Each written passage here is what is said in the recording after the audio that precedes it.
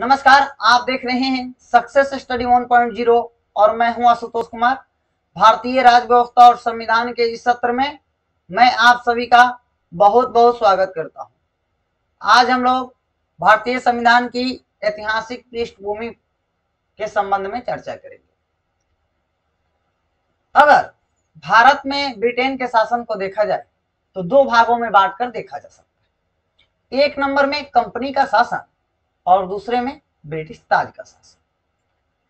तो आज हम लोग कंपनी के शासन के संदर्भ में चर्चा करेंगे, यानी पूरी तरह से कंपनी के शासन को समझेंगे जो भारत में 1773 से शुरू हुआ और 1858 तक चला। तो आइए समझते हैं और देखते हैं कि इस बीच क्या क्या हुआ। तो सबसे पहली बात है कि 1773 के रेगुलेटिंग एक्ट को समझते हैं, लेकिन इससे पहले एक चीज और समझ लेना जरूरी है कि आखिरकार ब्रिटेन को क्यों लगा कि कंपनी को थोड़ा सा रेगुलेट करने की जरूरत है। दरअसल हुआ यह कि जब बंगाल में, उस समय का बंगाल यानी आज का बिहार और उड़ीसा और झारखंड, तो जब बंगाल पे कंपनी को राजस्व वसूलने का अधिकार मिल गया, यानी कर इकट्ठा करने का अधिकार मिल गया, तो वास्तविक रूप में तो कंपनी की प्रॉफिट बढ़ जानी चाहिए। लेकिन कंपनी के कर्मचारियों के भ्रष्टाचार के कारण, खुद के व्यापार करने के कारण कंपनी लॉस में चली गई। और जब कंपनी लॉस में गई तो किसी भी कंपनी को व्यापार करने के लिए पैसे की आवश्यकता होती। तो जो कंपनी थी ईस्ट इंडिया कंपनी, वह ब्रिटेन के पास गई और बोली कि ब्रिटेन के सरकार से कि हमें कुछ पैसा ऋण के रूप में दिया जाए, यानी लोन दिया जाए। तो ब्रिटेन के सरकार को लगा कि इसको तो कर वसूलने का अधिकार भी है, इसका मुनाफा बढ़ना चाहिए, लेकिन इसका मुनाफा घट रहा है। तो इस पे विचार करने के बाद इस एक्ट को लाया गया और कंपनी को थोड़ा सा नियंत्रित करने का प्रयास किया गया।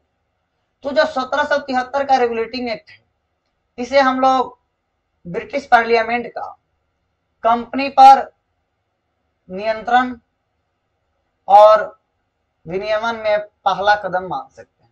यानी 1773 का जो रेगुलेटिंग एक्ट था वह कंपनी पर प्रथम बार नियंत्रण किया। तो जब 1773 का रेगुलेटिंग एक्ट आया तो इसमें हुआ क्या क्या, तो देखिए इसमें तीन चार चीजें हुई जिसको हम लोग समझने का प्रयास करें। पहली बार यह हुआ कि जो बंगाल प्रांत था ब्रिटिश भारत का, उसके गवर्नर जनरल को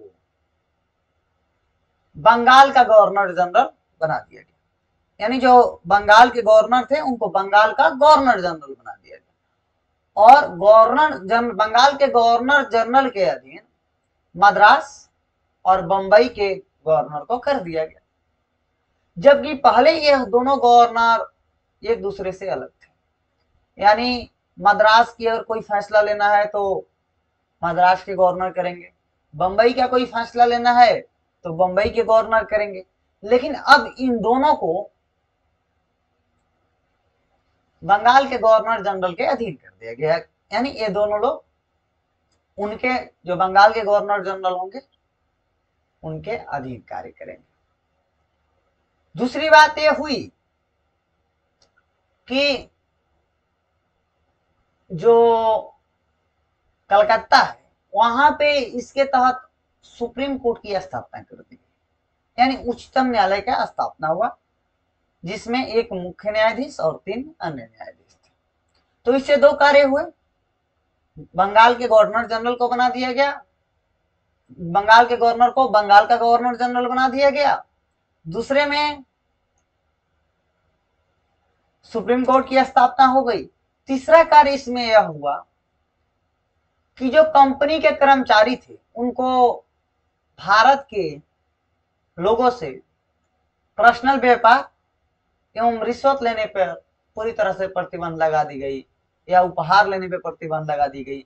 यानी कंपनी का जो वर्कर होंगे वह केवल कंपनी से ही व्यापार करेंगे, ना खुद व्यापार कर सकते हैं, ना भारतीय लोगों से रिश्वत ले सकते हैं, ना उपहार ले सकते हैं। तो इस तरह से रेगुलेट किया गया। चौथा कार्य इसमें यह कर दिया गया कि ईस्ट इंडिया कंपनी को भारत के नागरिक राजस्व मामले को ब्रिटेन के सरकार को सूचना देना आवश्यक कर दिया गया। यानी जो ईस्ट इंडिया कंपनी है वो ब्रिटेन को सूचना देगी। तो इसमें इन 4 कार्यों को किया गया।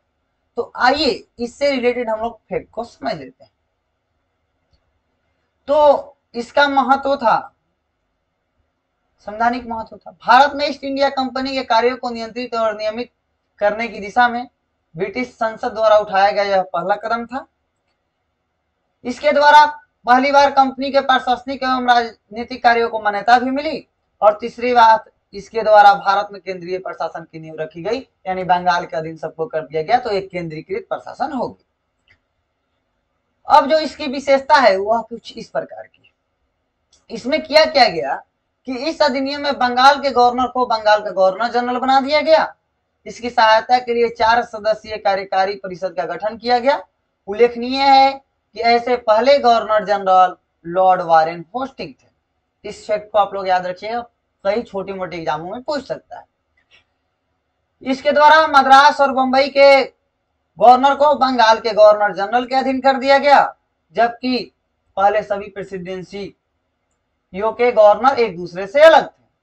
तीसरा बात हुआ इसमें कि इसके माध्यम से कलकत्ता में 1774 ईस्वी में उच्चतम न्यायालय यानी सुप्रीम कोर्ट की स्थापना की गई, जिसमें एक मुख्य न्यायाधीश और 3 अन्य न्यायाधीश थे। इस अधिनियम के माध्यम से कंपनी के कर्मचारियों को निजी व्यापार करने और भारतीयों से उपहार लेने पर रोक लगा दिया गया। इस अधिनियम के तहत ब्रिटिश सरकार कोर्ट ऑफ डायरेक्टर्स के माध्यम से कंपनी पर नियंत्रण सशक्त हो गया। भारत में राजस्व, नागरिक और सैन्य मामलों की जानकारी ब्रिटिश सरकार को देना अनिवार्य कर दिया गया। यानी इन सभी चीजों को आप लोग तो पहले समझ चुके थे, तो ये कार्य हुआ। इन सभी फैक्ट को याद रखिएगा। अब आता है 1781 का संशोधन अधिनियम, यानी रेगुलेटिंग एक्ट में ही संशोधन किया जाता है। तो आप लोग पूछिएगा कि इस संशोधन क्यों किया गया। दरअसल हुआ यह कि जब सुप्रीम कोर्ट की स्थापना हो गई तो जो न्यायपालिका थे वह गवर्नर जनरल के ऊपर समझने लगे, जो न्यायाधीश थे। तो इनको भी रेगुलेट करने के लिए कुछ कार्य किया गया।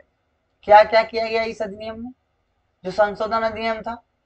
तो संशोधन अधिनियम में यह किया गया कि जो कंपनी के कार्य होंगे उनको न्यायपालिका से पूर्णतः पृथक कर दिया गया, यानी न्यायपालिका उन पर एक्शन नहीं ले सकती। कहा जाता है ब्रिटिश संसद के संदर्भ में कि वो कुछ भी कर सकती है, तो वही की, यानी न्यायपालिका के मामलों से पृथक कर दिया गया कंपनी के कार्यों को। या गवर्नर जनरल अपने पद पे रहते हुए अगर कोई कार्य कर रहे हैं, कंपनी के कर्मचारी कोई कार्य कर रहे हैं, तो उनको न्यायालय में चुनौती नहीं दिया जा सकता। यानी उनको कोई जाके नहीं कह सकता है कि आप गलत कार्य किए हैं, इसके लिए आपको दंड का भुगतान करना होगा, ये नहीं कर सकते। दूसरी बात इसके द्वारा यह की गई कि जो निम्न स्तर के न्यायाधीश थे, यानी जो आज जैसे जिला अदालत है उस प्रकार के जो न्यायालय थे, और कर संबंधी जितने मामले थे उनका अगर पुनर्विचार करना है तो उसका सुप्रीम कोर्ट में ना ले जाकर, यानी अपील करनी है तो उनकी अपील सुप्रीम कोर्ट में ना होकर बल्कि गवर्नर जनरल के कार्यकारिणी परिषद के समक्ष होगी। यानी जो कर संबंधित मामले हैं उनका अगर अपील करना है तो कौन करेगा, कहां पे होगा? गवर्नर जनरल के पास होगा। तो यही सब इस अधिनियम के माध्यम से किया गया, जो पूर्णतः 1773 के रेगुलेटिंग एक्ट के कमियों को दूर करने के लिए लाया गया था। तो आइए इससे रिलेटेड कुछ फैक्ट को देख लेते हैं। देखिए, तो इसे बंदोबस्त कानून के नाम से भी जाना जाता है। इस चीज को आप लोग याद रखिएगा, जो 1781 का संशोधन अधिनियम था। इसके माध्यम से गवर्नर जनरल तथा उनके काउंसिल को कंपनी के कर्मचारियों को सर्वोच्च न्यायालय के क्षेत्राधिकार से बाहर कर दिया गया। उसके बाद इस कानून से राजस्व संबंधी मामले तथा राजस्व वसूली से जुड़े मामले को सर्वोच्च न्यायालय के क्षेत्राधिकार से बाहर कर दिया गया। इस कानून के द्वारा कलकत्ता के सभी निवासियों को सर्वोच्च न्यायालय के अधिकार क्षेत्र के अंतर्गत कर दिया गया। इससे यह भी व्यवस्था की गई कि न्यायालय हिंदुओं तथा मुसलमानों को निजी कानून के हिसाब से संवाद करे। यानी जैसे आज हिंदू एक्ट, हिंदू मतलब Hindu succession act, Hindu marriage act, ऐसे जो अधिनियम है, मुस्लिम पर्सनल लॉ है, उस प्रकार से भी उस समय भी यह किया गया कि जो हिंदुओं के मामले हैं या वाद हैं उनको तय हिंदुओं के कानून के द्वारा किया जाए, और जो मुस्लिमों के वाद या विवाद हैं उनका तय मुस्लिमों के कानून के द्वारा किया जाए और फैसला किया जाए। इस कानून में के द्वारा यह व्यवस्था की गई कि प्रांतीय न्यायालय को अपील गवर्नर जनरल काउंसिल के यहाँ दायर हो, न कि सर्वोच्च न्यायालय में। इस कानून में गवर्नर जनरल इन काउंसिल को प्रांतीय न्यायालय एवं काउंसिल के लिए नियम विनियमन बनाने के लिए अधिकृत कर दिया गया। यानी जो निचले स्तर के न्यायालय थे उनके लिए नियम और विनियम बनाने का अधिकार किनको दे दिया गया? गवर्नर जनरल और उनके काउंसिल को दे दिया गया। अब 1774 के पिट्स इंडिया एक्ट को समझते हैं। देखिए, जो 1784 के पिट्स इंडिया एक्ट है, इनको बनाने में ब्रिटिश प्रधानमंत्री पीट द यंगर का बहुत बड़ा योगदान था, इसलिए इसको हम लोग पिट्स इंडिया एक्ट कहते हैं। जो यह था, यह 1773 के रेगुलेटिंग एक्ट के ही मामले में संशोधन करने के लिए और उसको एक विस्तृत और अच्छा कानून बनाने के लिए लाया गया था। तो आइए इससे रिलेटेड फैक्ट को देखते हैं कि इसमें क्या क्या फैक्ट है और इसमें क्या किया गया। मोटे तौर पे 3-4 कार्यों को किया गया, उनको समझते हैं। इसमें नियम प्रावधान थे, यहां से देखिए, इसके माध्यम से कंपनी के राजनीतिक और वाणिज्यिक कार्यों को पृथक कर दिया गया। यानी जो राजनीतिक कार्य होंगे और वाणिज्यिक कार्य होंगे वह अलग अलग होंगे। फिर इससे किया गया कि इसमें निदेशक मंडल को कंपनी के व्यापारिक मामलों के अधीक्षण की अनुमति दे दी गई। राजनीतिक मामलों के प्रबंधन के लिए 6 सदस्यीय नियंत्रक बोर्ड यानी बोर्ड ऑफ कंट्रोल नाम से एक नया निकाय का गठन कर दिया गया। इस प्रकार द्वैध शासन व्यवस्था का आरंभ हुआ। यानी नियंत्रक बोर्ड के अंतर्गत राजनीतिक मामले और व्यापारिक कार्यों के लिए कंपनी के आपको बोर्ड ऑफ डायरेक्टर्स होंगे, यानी निदेशक मंडल जिन्हें कहा जाता है। नियंत्रक बोर्ड को यह शक्ति दी गई कि वह ब्रिटिश नियंत्रित भारत में सभी नागरिक, सैन्य और राजस्व गतिविधियों का अधीक्षण करेगा। यानी जो नियंत्रक बोर्ड था या बोर्ड ऑफ कंट्रोल था, उसको यह अधिकार दे दिया गया कि वह राजस्व संबंधित, सरकार संबंधित या नागरिक संबंधित जितनी गतिविधि है उन सब पे नजर रखेगा। इस प्रकार से अधिनियम 2 कारणों से महत्वपूर्ण हो गया। पहला, भारत के अधीन क्षेत्रों के पहली बार ब्रिटिश आधिपत्य का क्षेत्र कहा गया। दूसरा बार है ब्रिटिश सरकार के भारत कंपनी के कार्यों को इसके प्रशासन पर नियंत्रण प्रदान किया गया। अब समझिएगा, जो बात है आखिरकार इसकी जरूरत क्यों पड़ी, तो इसमें समझ लेना जरूरी है। देखिए, यह अधिनियम ऐसे तो कई कारणों से महत्वपूर्ण है, लेकिन इसमें जो 2 कारण है वो बहुत महत्व रखते हैं। पहला बात है कि जो कंपनी का क्षेत्र था, अधिग्रहित क्षेत्र था, उसको पहली बार ब्रिटिश आधिपत्य का क्षेत्र कहा गया। यानी कहा गया कि ब्रिटिश आधिपत्य का क्षेत्र है या ब्रिटेन सरकार का क्षेत्र है, आप इस पे कंपनी के यानी ब्रिटेन के एजेंट के रूप में कार्य कीजिए। इसका मोटा सा तौर पे मतलब यही हुआ। तो राजनीतिक और प्रशासनिक मामलों को पृथक कर दिया गया था। राजनीतिक मामलों के लिए बोर्ड ऑफ कंट्रोल का स्थापना किया गया और व्यापारिक मामलों के लिए बोर्ड ऑफ डायरेक्टर का स्थापना किया गया। यही इस अधिनियम का मूल अर्थ है। इसके बाद आता है एक और अधिनियम जिसे हम लोग 1786 का अधिनियम कहते हैं, 1786 का अधिनियम कहते हैं। देखिए, जो 1786 का अधिनियम आया, यह लॉर्ड कॉर्नवालिस के दो मांगों के कारण आया था। पहली बात है कि लॉर्ड कॉर्नवालिस जब अमेरिका स्वतंत्र हो गया तो उस समय वहां के गवर्नर थे, तो उनको उठा के भारत भेजा गया और वो सेना के अधिकारी भी थे वहां पे।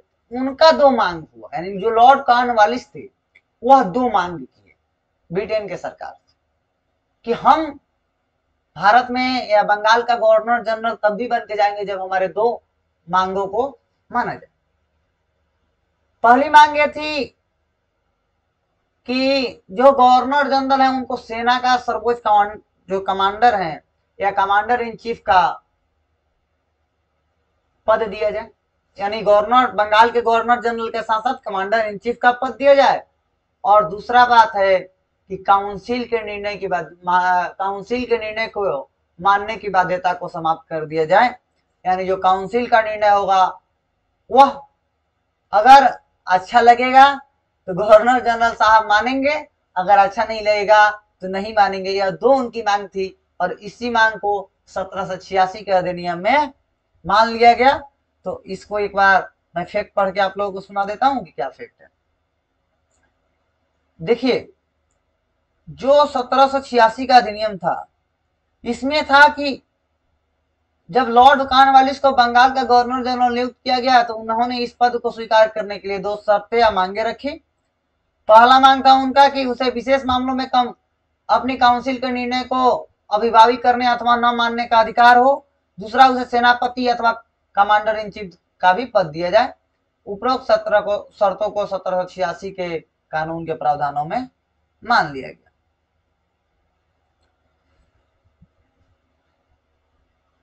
अब देखिए, अब आता है श्रृंखला चार्टर एक्ट। चार्टर एक्ट आना कब से शुरू हुआ? देखिए, 4 चार्टर एक्ट आते हैं पूरे। एक जो 1793 में आना शुरू होता है और फिर 20-20 साल के अंतराल पे कंटिन्यू 4 पूरे चार्टर एक्ट आते हैं। एक जो आता है वह 1793 में आता है। इसके बाद फिर एक चार्टर एक्ट 1813 में आता है, फिर 1833 में आता है और फिर 1853 में आता है, जो अंतिम चार्टर एक्ट था कंपनी के शासन के दौरान। तो यानी इन 4 चार्टर एक्टों को समझना है। तो देखिए, जो एक्ट हैं इनको हम लोग समझ लेते हैं बेसिक तौर पे। पहले फैक्ट को देखते हैं, फिर इसको समझने का प्रयास करेंगे। देखिए, जो चार्टर एक्ट था 1813 का, उसमें क्या किया गया कि जो भारत में कंपनी के व्यापार के एक अधिकार को समाप्त कर दिया गया। यानी 1813 में पहुंच गए, हमको 1793 वाले आना चाहिए था। हाँ, तो जो 1793 का चार्टर एक्ट था, इनमें क्या किया गया कि जो लॉर्ड कॉर्नवालिस को दी गई काउंसिल के निर्णयों के ऊपर अभिभावी शक्ति को भविष्य के गवर्नर जनरल के प्रेसिडेंसियों के गवर्नरों तक विस्तारित कर दिया गया। यानी जो काउंसिल का निर्णय था उसको क्या कर दिया गया कि भविष्य के जितने गवर्नर जनरल आएंगे या प्रेसिडेंसी के जो गवर्नर हैं उनको अपने काउंसिल की न मानने के निर्णय की जो बात है, तो उनको अच्छा लगे तो माने, अच्छा न लगे तो न माने, इसको सभी गवर्नरों के लिए विस्तारित कर दिएगा। दूसरा काम इसमें किया गया कि गवर्नर जनरल के अधीनस्थ बॉम्बे और मद्रास प्रेसिडेंसी की सरकार को ऊपर नियंत्रणकारी शक्ति प्रदान कर दी गई। यानी जो गवर्नर जनरल थे, इनके अधीनस्थ जो 2 गवर्नर थे, मद्रास के और बंबई के, तो जो वहां की सरकार थी यानी मद्रास की, बंबई की, उनके सरकारों पे क्या किया गया, नियंत्रणकारी अधिकार दे दिया गया कि आप वहां के सरकारों को नियंत्रण कर सकते हैं। फिर इसमें कुछ कार्य किए गए, जैसे इसमें भारत पर व्यापार के अधिकार को अगले 20 वर्ष की अवधि के लिए बढ़ा दिया गया। यानी जो कंपनी के व्यापार का एक अधिकार मिला था ब्रिटिश ताज से 1600 ईस्वी में, उसको बढ़ाकर 1813 में भी 1793 से 1813 तक के लिए कर दिया गया।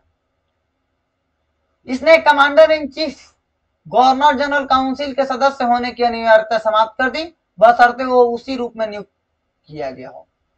यानी जो कमांडर इन चीफ थे उनको गवर्नर जनरल काउंसिल के सदस्य होने के लिए जो अनिवार्यता थी उनको समाप्त कर दिया गया। यानी कमांडर इन चीफ अलग हो सकते हैं, गवर्नर जनरल अलग हो सकते हैं। जो लॉर्ड कॉर्नवालिस की मांग थी कि कमांडर इन चीफ और गवर्नर जनरल के साथ साथ हमको 2 पद दिया जाए, तो यह बाध्यता खत्म कर दी गई कि जो कमांडर इन चीफ हैं वो अलग हो सकते हैं, गवर्नर जनरल अलग हो सकते हैं, उनके काउंसिल का सदस्य होना जरूरी नहीं है। फिर इसमें किया गया कि बोर्ड ऑफ कंट्रोल के सदस्य तथा उनके कर्मचारियों को भारतीय राजस्व से भुगतान किया जाएगा। यानी जो बोर्ड ऑफ कंट्रोल के सदस्य थे उनको ब्रिटेन के सरकार द्वारा उनके वेतन भत्ते दिए जाते थे। तो क्या कर दिया गया इस अधिनियम के माध्यम से कि जो बोर्ड ऑफ कंट्रोल के सदस्य होंगे उनका जो वेतन भत्ता होगा वह भारत के जो राजस्व वसूले जाएंगे उनके द्वारा किया जाएगा। फिर कानून विधि नियमों की व्याख्या का अधिकार न्यायालय को दिया गया। देखिए यह जल्दी बुक में फैक्ट नहीं मिलता है, इसलिए इस फैक्ट को ज्यादा आप लोग ध्यान दीजिएगा कि जो कानून थे, विधि थे, नियम थे, उनके व्याख्या का अधिकार न्यायालय को दे दिया गया। जैसे आज सुप्रीम कोर्ट को भारत में अधिकार है कि वह कानूनों, नियमों या अनुच्छेदों का व्याख्या कर सकती है, उसी प्रकार से उस समय का जो सुप्रीम कोर्ट था उसको यह अधिकार दे दिया गया कि आप कानून का, नियम का व्याख्या कर सकते हैं। फिर आया 1813 का चार्टर एक्ट। इसके माध्यम से क्या किया गया कि कंपनी के व्यापार के एक अधिकार को समाप्त कर दिया गया। अब देखिए यहां से मोड ऑफ चेंज होता है, यानी बदलाव की प्रक्रिया शुरू होती है।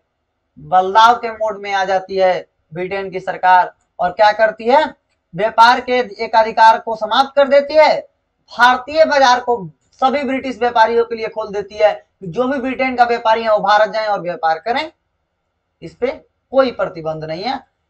लेकिन इसमें एक चीज नहीं छोड़ती है, वो क्या है कि चाय और चीन का जो व्यापार है उस पे एक अधिकार को बनाकर रखती है।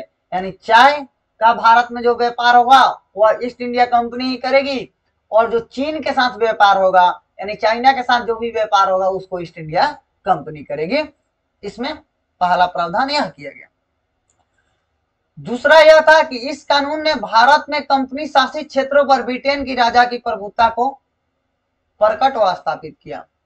यानी इस कानून के माध्यम से यह भी स्पष्ट कर दिया गया कि जो ब्रिटेन के राजा हैं उन्हीं का प्रभुता है, यानी वही यहाँ पे कार्य करने के लिए, यानी वह शासन करने पे के लिए आपको भेजे हैं। आप तभी तक शासन करेंगे जब तक कि ब्रिटेन की सरकार या ब्रिटेन के जो शासक हैं, राजा हैं, वह आप पे एक एजेंट के रूप में नियुक्त किए हैं या आप पे विश्वास कर रहे हैं।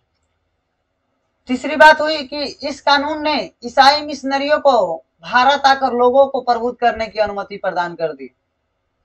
यानी जो ईसाई मिशनरी थे उनको भारत में धर्म प्रचार करने की अनुमति दे दी गई। यह भी एक कारण 1857 की क्रांति का था, जो शुभम जी जब आप लोग को इतिहास पढ़ाएंगे तो इस चीजों को वो स्पष्ट करेंगे। चौथा बात है कि इस कानून ने भारत के ब्रिटिश इलाकों में बसिंदों के बीच पश्चिमी शिक्षा का प्रचार प्रसार की व्याख्या की दी। यानी जो भारत में है वह पश्चिमी शिक्षा का प्रचार प्रसार होना शुरू हुआ। जो आज भी हम लोग का अंग्रेजी भाषा है वो पश्चिमी शिक्षा का ही तो देन। और इसके साथ साथ एक ही व्यवस्था किया गया कि जो कंपनी होगी वह भारत की शिक्षा के लिए 1 लाख रुपया खर्च करेगी। यानी एक साल में 1 लाख रुपया जो है वह ब्रिटेन की कंपनी खर्च करेगी भारत पे या भारतीयों के शिक्षा के लिए। फिर एक और कार्य कर दिया गया कि इस कानून ने भारत की स्थानीय सरकारों को व्यक्ति पर कर लगाने के लिए अधिकृत किया। कर भुगतान नहीं करने पर दंड की भी व्यवस्था दी। यानी जो स्थानीय सरकार थी उनको टैक्स लगाने का अनुमति दे दिया गया। जैसे आज भारत सरकार की बात की जाए तो भारत सरकार सेंट्रल जीएसटी वसूलती है। फिर राज्य सरकार स्टेट जीएसटी वसूलती है। तो राज्य सरकार अपनी कर लगाती है, केंद्र सरकार अपनी कर लगाती है। जैसे पेट्रोलियम पे आप देख सकते हैं। तो इस प्रकार से व्यवस्था की गई। फिर इसके बाद है 1833 का चार्टर एक्ट। ब्रिटिश भारत के केंद्रीकरण की दिशा में यह अधिनियम निर्णायक कदम था। इस अधिनियम की विशेषता इस प्रकार थी, यह एक बहुत महत्वपूर्ण अधिनियम है जिसकी हम लोग चर्चा करने जा रहे हैं। इस पे आप लोग विशेष ध्यान दीजिएगा। इसमें हुआ क्या कि कंपनी के भारत में व्यापार करने की विशेषाधिकार को समाप्त कर दिया गया और स्पष्ट कर दिया गया कि कंपनी में मुख्य कार्य भारत पर शासन करना होगा ब्रिटिश ताज के प्रतिनिधि के रूप में। यानी जो ब्रिटेन की सरकार थी, संसद थी, वह कानून बना दी कि जो कंपनी है वह अब व्यापारिक संस्था न रह के प्रशासनिक संस्था रहेगी और प्रशासनिक संस्था के रूप में वह भारत पर शासन करेगी ब्रिटिश ताज के प्रतिनिधि के रूप में। यानी जो ब्रिटेन के ताज हैं उनके प्रतिनिधि के रूप में, यानी जो ब्रिटेन के शासक हैं उनके एक प्रतिनिधि के रूप में आप भारत में जाइए, शासन कीजिए, व्यापार आप करते रहिए। लेकिन आपका जो व्यापार का एक अधिकार था उसको समाप्त कर दिया गया। चाय और चीन का भी जो व्यापार का एक अधिकार था उसको समाप्त कर दिया गया। तो आपसे एक क्वेश्चन पूछा जा सकता है, आपसे यह प्रश्न पूछा जा सकता है कि व्यापार के ईस्ट इंडिया कंपनी के व्यापार के एक अधिकार को पूर्णतः कब समाप्त किया गया? तो 1833 में पूर्णतः समाप्त कर दिया गया, 1833 के चार्टर एक्ट के माध्यम से।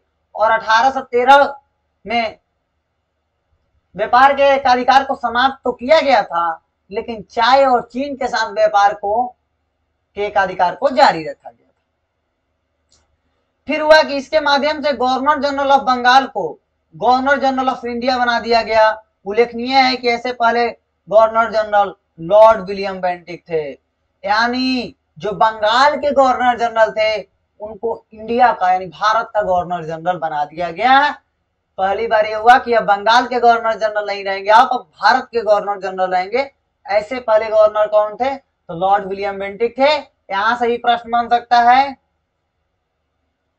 कि भारत के गवर्नर, बंगाल के गवर्नर जनरल को भारत का गवर्नर जनरल किस एक्ट के माध्यम से बनाया गया? तो 1833 का चार्टर एक्ट होगा। ऐसे पहले गवर्नर जनरल कौन थे? तो लॉर्ड विलियम बेंटिक थे। बॉम्बे और मद्रास के विधि शक्ति को समाप्त कर दिया गया और ये विधायी शक्ति कलकत्ता को दे दी गई। यहाँ पे विधि नहीं होगा, विधायी होगा, ठीक है। तो जो बॉम्बे और मद्रास के विधायी शक्ति थे उनको समाप्त कर दिया गया और ये विधायी शक्ति कोलकाता को दे दी गई। यानी कोलकाता में जो गवर्नर जनरल बैठेंगे वो पूरे इंडिया के गवर्नर जनरल बैठेंगे। अब एक केंद्रीकृत पूर्णता व्यवस्था हो गई। जो व्यवस्था मद्रास को और बंबई को थी कि आप कानून बना सकते हैं, उनको पूर्णतः समाप्त कर दिया गया। यानी अब कानून एक जगह से ही बनेगा, कोलकाता से, और यानी जो इंडिया के गवर्नर जनरल हैं उनके अधीनस्थ जो काउंसिल है उसके द्वारा कानून बनेगा और वह पूरे भारत, ब्रिटिश भारत में इंप्लीमेंट होगा। चौथा बात इसमें किया गया कि गवर्नर जनरल ऑफ इंडिया के कार्यकारी परिषद की संख्या 3 से बढ़ाकर 4 कर दी गई, जिसमें एक सदस्य लॉ मेंबर होता था। यानी जो सदस्यता थी पहले 3 होती थी, अब इसमें एक को बढ़ा दिया गया और एक को क्या किया गया? लॉ मेंबर बना दिया गया। ऐसे पहले लॉ मेंबर लॉर्ड मैकाले थे और बाद में इन्हीं की अध्यक्षता में फर्स्ट लॉ कमीशन बना। यानी जो लॉर्ड मैकाले थे इन्हीं की अध्यक्षता में लॉ कमीशन भी बना था, जिसके परिणाम स्वरूप इंडियन पिनल कोड आया। इस चीज को आप जानते हैं। आगे पढ़िए कि इस अधिनियम के माध्यम से सिविल सेवकों की खुली प्रतियोगिता के आधार पर चयन करने का प्रयास किया गया, जिसे कोर्ट ऑफ डायरेक्टर्स के विरोध के कारण समाप्त कर दिया गया। 1833 में ही यह व्यवस्था कर दी गई थी कि जो सिविल सेवक हैं इनकी खुली प्रतियोगिता होगी। लेकिन हुआ क्या?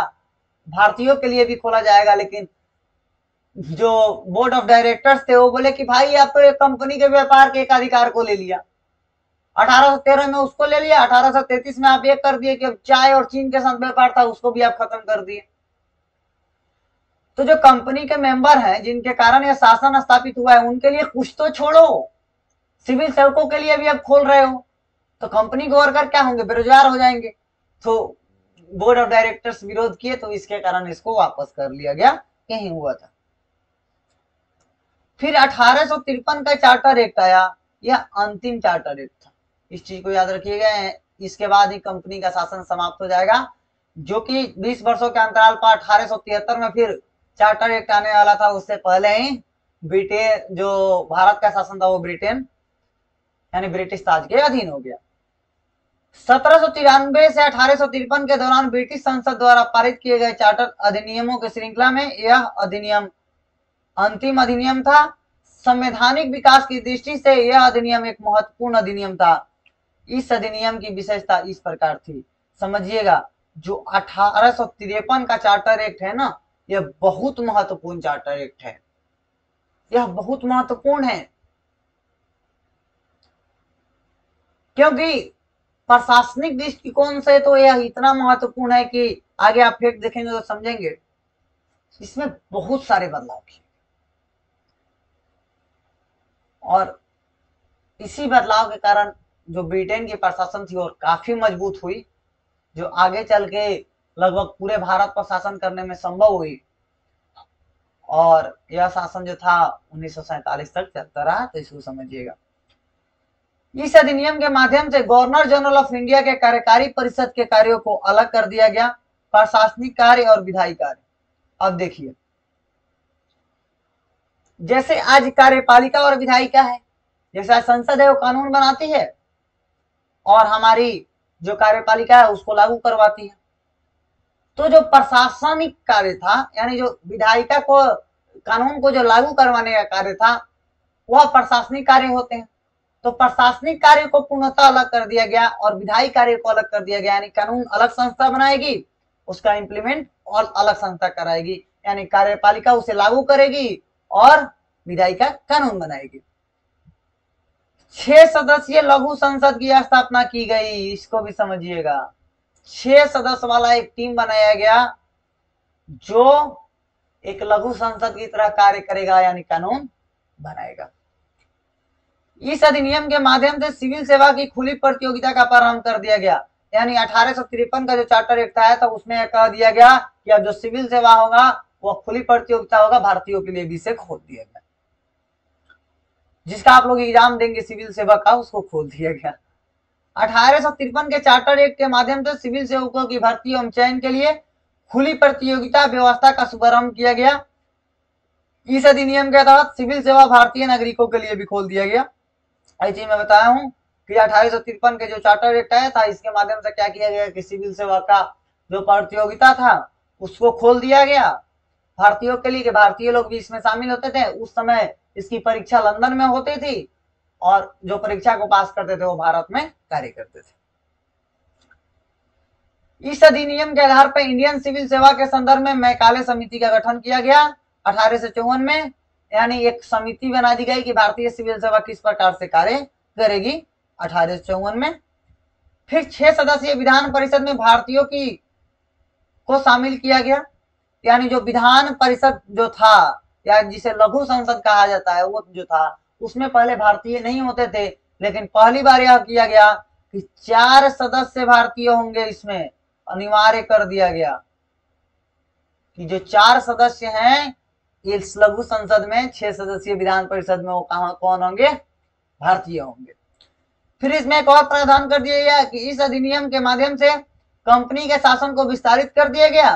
भारतीय क्षेत्र को इंग्लैंड राजाशाही के विश्वास पे के तहत कब्जे में रखने का अधिकार दे दिया गया, यानी यहाँ पे स्पष्ट तौर पे कह दिया गया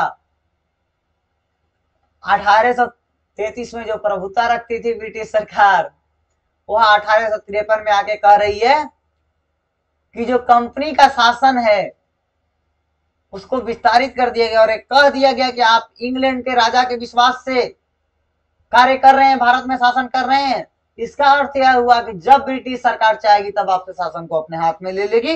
यही हुआ 1858 में, इसके 5 वर्ष बाद ही हुआ जब भारत में 1857 की क्रांति हुई। उसके तत्पश्चात ब्रिटिश ताज ने भारत के शासन को अपने हाथ में ले लिया, क्योंकि उसके हाथ से अमेरिका जा ही चुका था और अमेरिका के बाद भारत ही एक संसाधन संपन्न देश था जहाँ पे वो व्यापार कर सकता था और यहाँ के संसाधनों का लूटपाट मचा सकता था। तो ब्रिटिश के सरकार के लिए अधिक महत्वपूर्ण था। तो 1858 में क्या किया गया, उसको ब्रिटिश राज के अधीन कर लिया गया, यानी ब्रिटेन के हाथों के द्वारा शासन करना शुरू कर दिया गया। तो यह थी आज की चर्चा। आज हम लोग कंपनी के शासन को अच्छे से विस्तार में पूरी तरह से समझ चुके हैं। अगली जो हमारी चर्चा होगी वह ताज के शासन पे होगी, यानी हम लोग ब्रिटिश ताज के शासन पे चर्चा करेंगे, जो 1947 तक होगा। संभव है कि वह चर्चा 2 भागों में बांट कर की जाए, ताकि उसमें कुछ अधिनियम इतने महत्वपूर्ण है जिसके एक भी पॉइंट को मिस नहीं किया जा सकता है, उसको अच्छी तरह से समझना अनिवार्य होगा। तो चलिए आज के लिए इतना ही। अगर आपको लेक्चर अच्छा लगा हो तो चैनल को सब्सक्राइब करें, वीडियो को शेयर करें और हाँ, लाइक करना ना भूलें। Thank you very much.